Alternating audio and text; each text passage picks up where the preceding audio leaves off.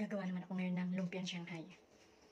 Ibabalot ko na yung giniling na tinimplahan ko paggabi. Ayan. Kaya maaga akong gumising. Magbabalot na ako ng lumpiang Shanghai.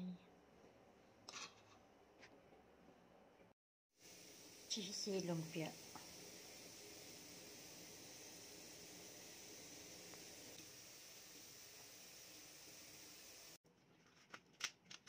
Masarap yung lumpiang Shanghai pag may cheese. Kaya nilagyan ko maraming cheese. Ayan.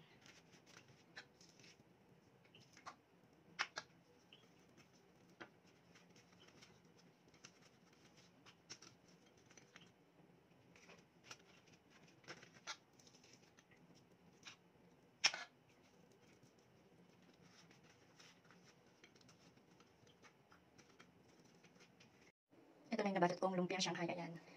93 pieces, 1 kilong pork giniling. Nilagyan ko pa naman yan ng carrots, kaya medyo tumami yung 1 kilo. Ayan, pwedeng pang benta, pwedeng pang baon. Stock lang natin sa ref. Dito ko siya ilalagay. Ayan. Nung pandemic, gumagawa ako ng ganito, binibenta ko. Ayan, sakto yan. Yung isang pack niya, 12 pieces. Ayan, 12 pieces ang laman. Pwede itong pang benta eh. Ang ganyan. Isang pack. O, stock sa ref para may pambaon-baon sa school. Pang ulam. Stock lang natin po sa ref.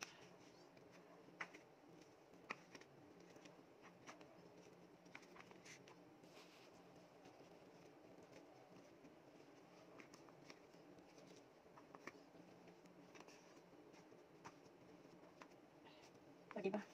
Meron na tayong pang stock sa ref. At pwede rin siyang ibenta. Ayan, no?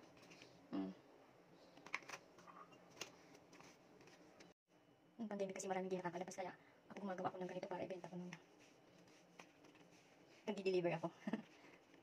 Tsaka yung mga frozen kung binibenta. Kasama sinama ko yung ganitong ginagawa kong lumpiang Shanghai. Ayan.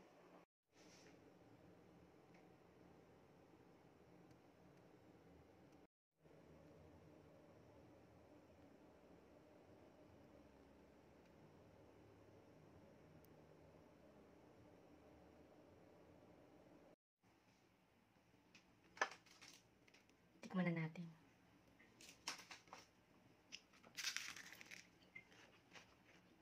Harap. Tamang-tama yung timpla. Nakakapagpalinamnam yung cheese.